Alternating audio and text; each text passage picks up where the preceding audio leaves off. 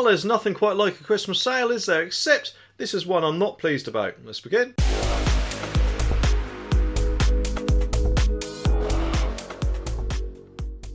Well, it brings a whole new meaning to the phrase coming home for Christmas, doesn't it? But no doubt, of course, the home I'm guessing they're talking about is without probably filling in any of those pesky legal points-based forms. And obviously checks, possibly at a bargain price too, if this story is anything to go by. Just makes you wonder what they'll think of next, doesn't it? Maybe this. All aboard who's coming aboard, buy one get one free all the way to Blighty. The article says that desperate migrants are now being offered a cut price £435 Christmas deal by people smugglers to cross the English Channel in dangerously overcrowded boats has been claimed. The callous offers from Kurdish gangsters in Calais came after 4 people died last week when their tiny boat sank in the freezing waters as the migrant crisis escalates. Worse still, the prices now on offer are just 1 week before December the 25th and are believed to be the cheapest fees ever charged for entering the UK illegally by boat. And no doubt, of course, that things like this will only escalate the problem further, won't it? Especially if they put on more boats to cope with the extra demand. It just seems as if they're trying to get as many people in the boats as possible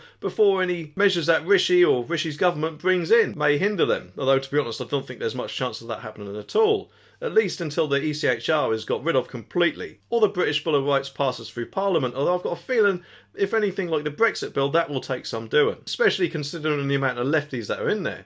Not to mention the Lords, of course. I don't know if it's just me, but I haven't really seen any sort of slowdown in the amount of people coming over here, considering the weather, of course. Although personally, I think the only way that they're going to stop crossing the channel illegally, and heaven forbid, fill in any of our points-based legal forms and enter the country legally, is if we operate an Australian-style system, what their then Prime Minister Tony Abbott did, where we put a blanket ban in on any boats coming across and turn everyone around, but I've got a feeling that won't happen either. And don't get me wrong, I'm not talking about the actual genuine refugees who are actually fleeing from war. No, I'm talking about the people who say they are, whilst leaving their families behind and chucking their mobile phones in the river, making it much harder for us to do a criminal records check on them, and therefore putting every UK citizen at possible risk.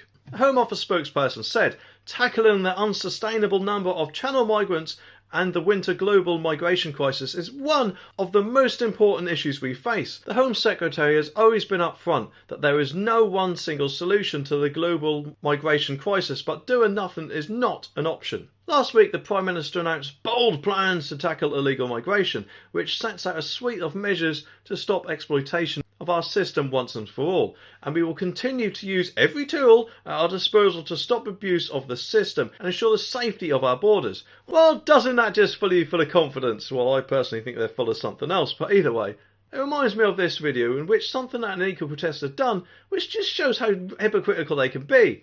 Anyway, subscribe for more and I'll see you in the next one.